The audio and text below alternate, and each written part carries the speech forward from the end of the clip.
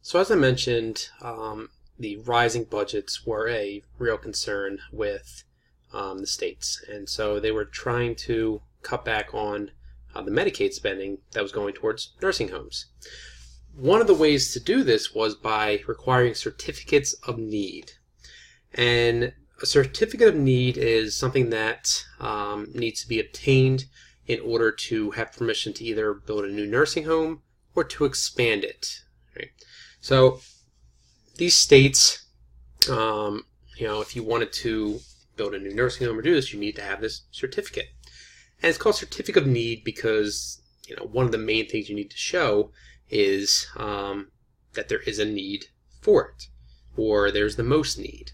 So by doing this, they were able to control it.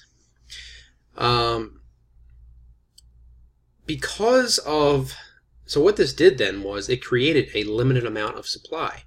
So demand was far greater than the supply. And so what happened was because of this, there was a shortage, and what happened was that the nursing homes ended up having more revenue coming in, more guaranteed revenue coming in. And when you think about that, you think, all right, well, if they have more money coming in, they have more money they can invest, more money that they can put into quality. But in reality, the opposite was true, is that a lot of times the extra money went towards profits, and they would cut back because they didn't have to compete.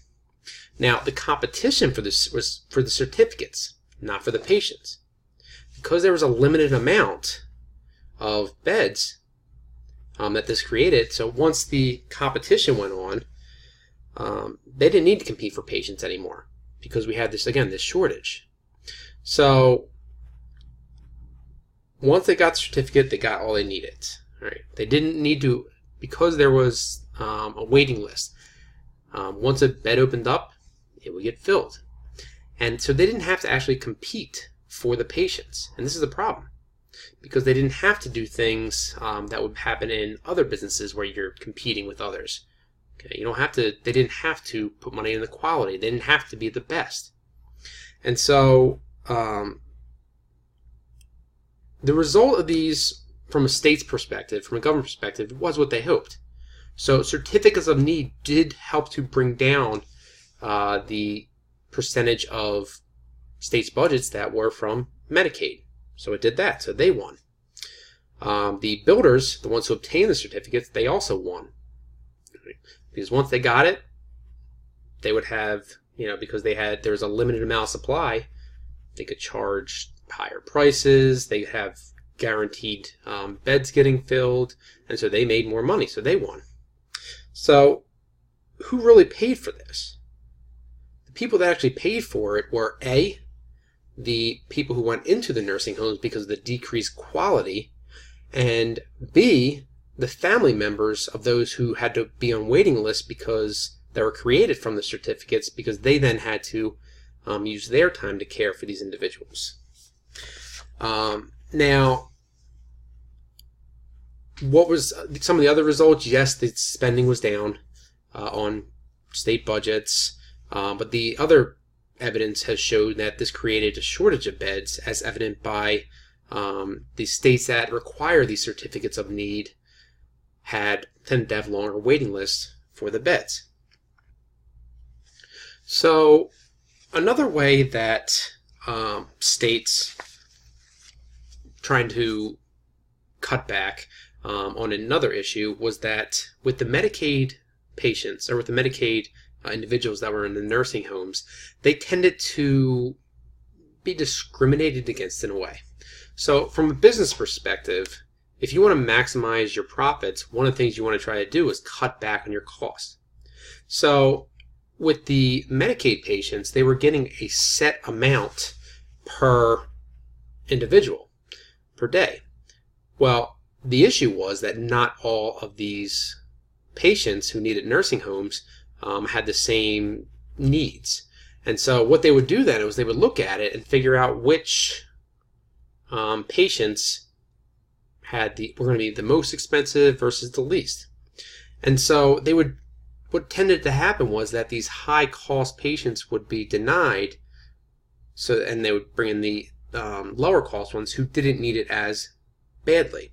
So another thing that the states did was they did what was called case mix reimbursement, and basically it's an incentive to admit sicker patients or patients who need it more by mixing up the payment amounts by the cost of that patient, the cost of that individual.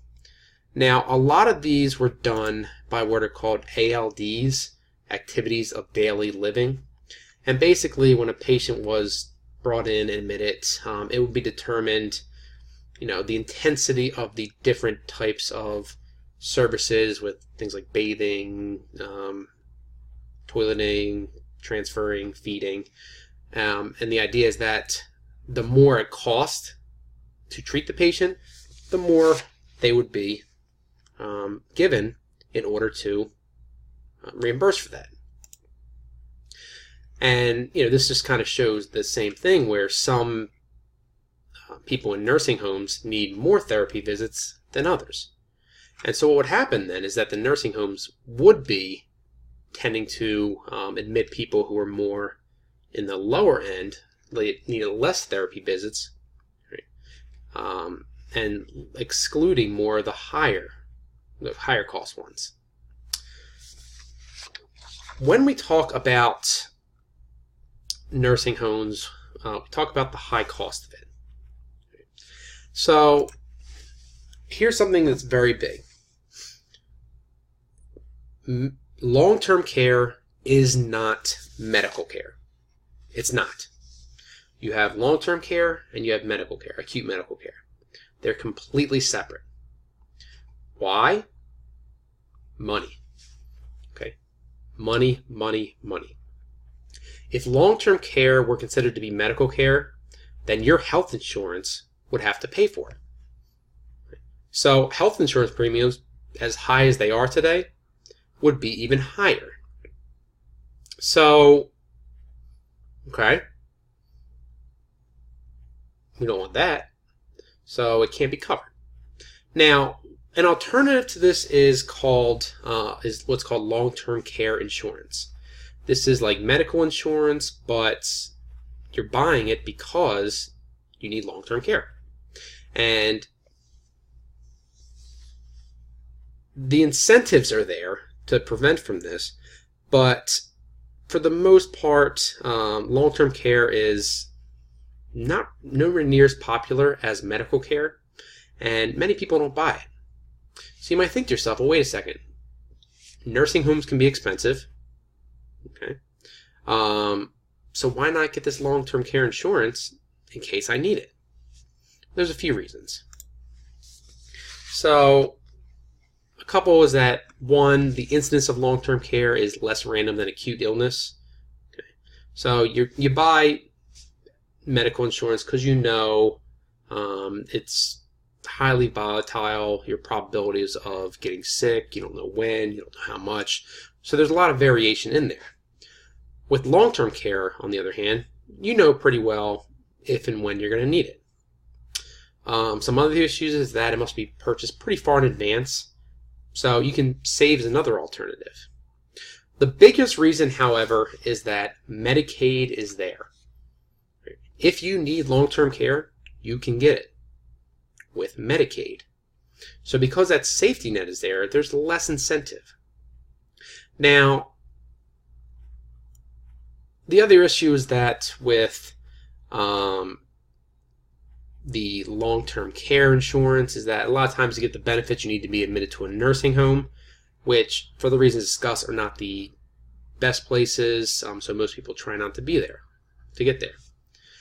And then the other reason this goes with the Medicaid, what would happen then is that because Medicaid is there, by purchasing this, all you're doing is reducing your current expenditures and your